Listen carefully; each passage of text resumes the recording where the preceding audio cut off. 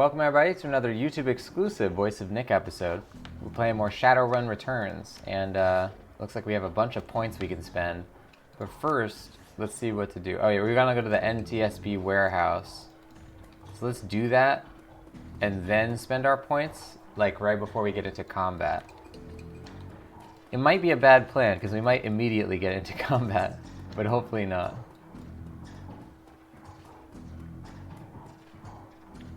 Take a cab to the South Seattle docks. Alright, here we go. The South Seattle docks. Leaving the Seamstresses Union behind, you head to the docks. The Ripper killed Sam, and maybe he or she slipped up with his latest victim. Left some useful evidence. Only one way to find out. South Seattle's your typical industrial area. Grit, grime, and gray. The rain doesn't help matters any. Layers of dirt mixed with abandoned wooden pallets repurposed into makeshift furniture for the day workers. Garbage collects in the gutters of the broken down street. Disreputable is this district's middle name. Your destination, the National Transportation Safety Board warehouse, is located on a small strip of dock toward the less maintained end of the waterfront. Despite the presence of those who linger in such places, it's quiet as you approach the gate.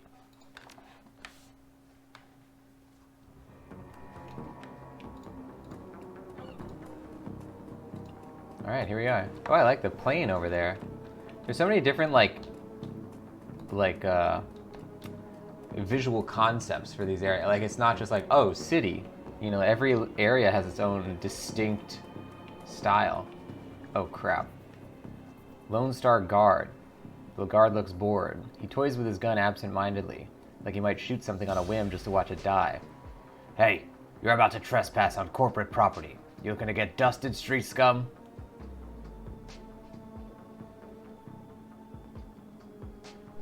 I'm working with Lone Star on the crime scene investigation in the NTSB warehouse.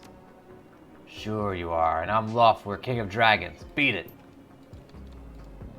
Okay, that's not gonna happen. Let's talk to Streetwalk. Oh wait, what's that?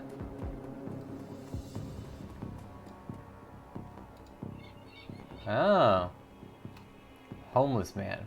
Who raised you, a pack of wolves? That there ladder is rightfully mine. I'm not taking it far. I just need a little boost over the fence. Oh, you breaking into the NTSB warehouse too? If you see any of them airplane blankets or pillows, snag me one. Will do.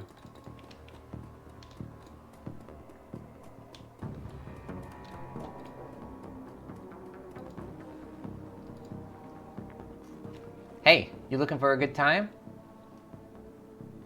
Know anything about the NTSB? Yeah, the bums around here have been stealing old crap from that place for years. Not worth my time, though. So the good time, you looking for one? Not me, a friend of mine. I need you to have some fun with the guard by the fence around the corner. She looks at you knowingly. Alright, 20 bucks buys you a 5-minute distraction. Then I gotta get back to work and earn some real new yen.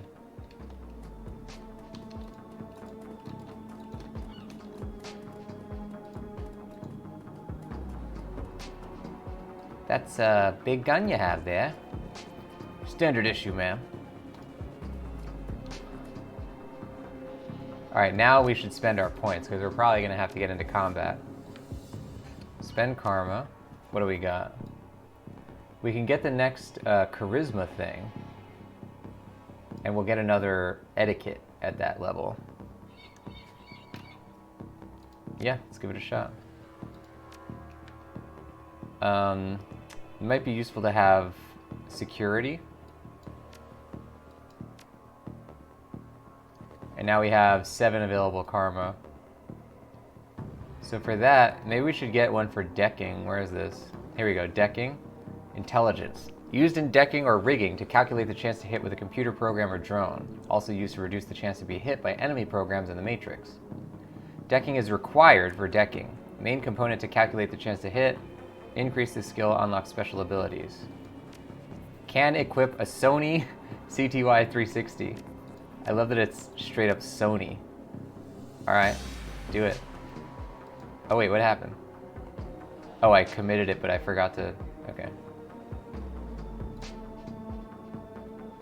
We gotta click on this one. There we go.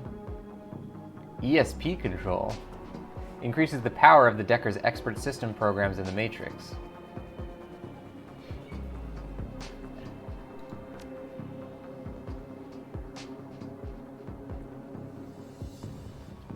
Alright. Increases your chance to hit enemies by 10% when used. But is that only when relating to a deck, or is that just in general? Let's get it just to see what happens. Alright, now can we get any more rifle stuff? Oh, we could get ranged combat. Or we could get quickness. This will give you Overwatch, or for the rifle we can get full auto. Let's get full auto, because I don't think we're going to need Overwatch if we're only one person. Got him! Alright, now we just need to have a Sony CTV. Which I don't know how to get. Where's the thing to get a second weapon slot? Body? No. Oh, additional weapon slot. I already have one? Oh. Man, I really should have... I have 3 weapon slots. I haven't even put anything in there. Okay. I'm really screwing this up.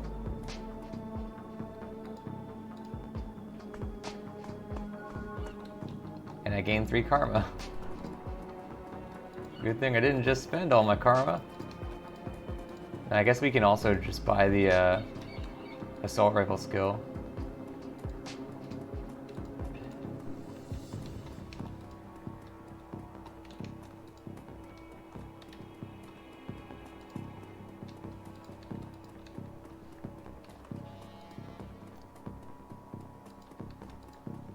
So we want to see if we can find any blankets. It might be inside, but it also might be out here somewhere.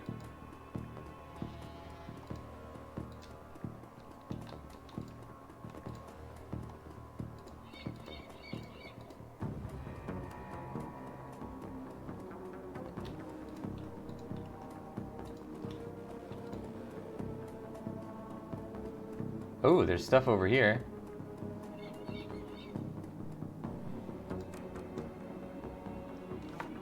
Fachetti's basic non-lethal grenade.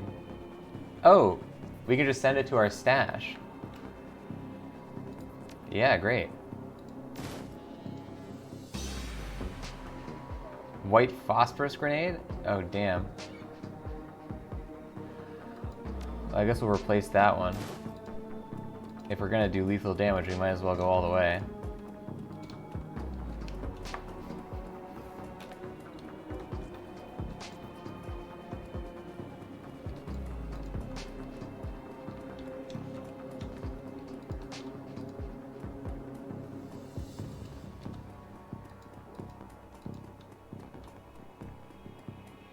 You're about to transition to a new location.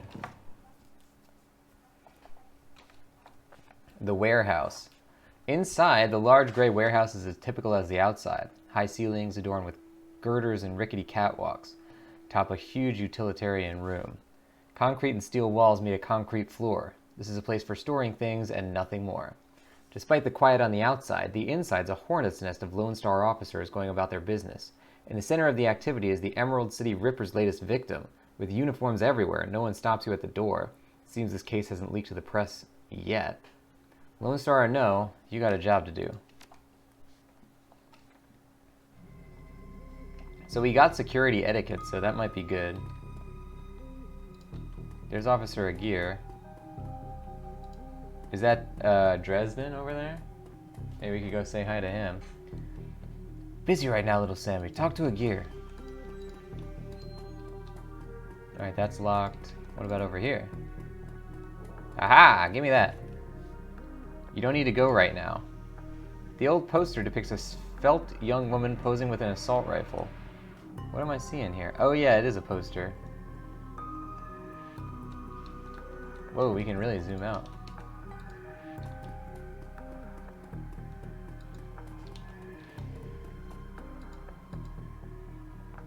Took your sweet time, didn't you? You know the traffic these days. Fill me in. Well, we had time to go over the evidence while you were en route. Turns out this might not be a Ripper murder after all. I left the computer on in the office over there if you want to see for yourself. The victim worked here at NTSB Warehouse as a black box researcher. NTSB. The National Transportation Safety Board. This warehouse is used to go over the wreckage from plane crashes to try to determine what happened. The Vic was in charge of their highest priority investigation at the moment. We've gone through the victim's computer, and his case notes indicate he was selling secrets. Idiot kept records. Scientists don't make you good criminals. Tell me about it. Some runner like you probably offed him to cover up his corp master's involvement and try to make it look like a Ripper killing. Here's the office key. Check it out for yourself if you want. Oh, now we can talk to Dresden and Shannon Halfsky. Have we met her? Oh, yeah. You're not a cop. She looks up, watching you warily. I'm independent. What's your relationship to the dead man? The suspicion in her voice and eyes departs almost instantly when the subject turns to the deceased. He's my brother. I've been trying to speak with him, but I'm afraid his spirit is too disoriented by his recent journey to answer me. You're a shaman? Yes, for all the good it's doing me. If I could just make contact, I might be able to deliver justice and allow my brother's spirit to rest. I can tell you're used to shouldering a heavy burden, but maybe there's an easier way. She looks at you, the flattery largely failing to affect her, given the circumstances, but the inspiration dispels the dark cloud surrounding her. Perhaps. My brother's spirit is too weak. That's a given. But my brother's spirit may not be alone here this night. She closes her eyes and concentrates, droning a low chant you can barely hear. Yes, there are others. Other spirits who may be of help. Her features harden in frustration, as if she's searching for something that remains elusive. Sighing, she opens her eyes and fixes you with a stare. But I can't do it alone. What do you need? This warehouse contains the spirits of plane crash victims trapped between worlds. They wish to help, they wish to be heard, and I think they have something to do about my brother's murder. Lone Star won't let me in there, but you seem to have the run of the place. If you can find personal items that belong to the victims, I believe I can summon a spirit to speak with us. I'll need at least 2 objects. Can you find them for me? I'll do what I can. Find 2 haunted objects. Ooh. I'm pretty experienced with haunted objects. Little Sammy, surprised to see you here. Let me guess, Officer Aguirre tipped you off? Suppose you must have made an impression on him at the market yesterday. Or your cred stick did at any rate. He chuckles. Anyway, surprise! We got another Ripper victim on our hands. Looks like business is good for Dial and Morgue these days. Huh. Yes indeed. The victim's male, mixed Native American descent, age 38. Based on the condition of the body, it looks like he was killed around 2 in the morning. Cause of death, unknown. Several internal organs were removed from the body after death, quite gruesomely. I'm not sure if the killer even knew what they wanted before they started cutting. Not much else to tell yet, really. He does have a lot of pre-existing scar tissue, so he probably had a major surgery at some point in recent history. Unfortunately, with the organs gone, I can't determine the nature of the surgery.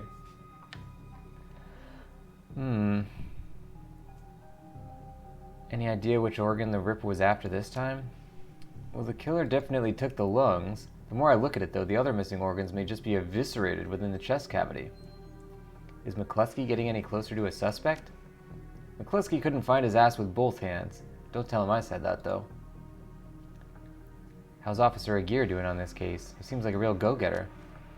Aguirre would love to solve it before McCluskey and get his gold detective shield. Plus, he'd love to see McCluskey suck it in front of his superiors. He's already tried to bribe me to keep information from McCluskey and slip it to him. I'm inspired by their tireless pursuit of justice. Did you take the money? He grins from ear to ear. Do you have any idea how much this job pays these days, ma'am? I don't think Aguirre's officer's salary is going to do much to seduce me into helping him. It sounds like the Ripper has taken a different trophy from each victim. Sam's liver, this guy's lungs. Any theories? Sorry, I don't do theories. I'm just a scientist who happens to prefer dead people. However, while there was a massive damage in the chest cavity, I can see that the victim's lungs were transplants, which is interesting since another victim's missing heart was also a transplant. Granted, modern medicine has made organ transplants relatively easy, but it's an odd coincidence. But as a scientist, it's just that, a coincidence. This is only the 3rd body I've personally examined. One of our other branch managers handled the other 2.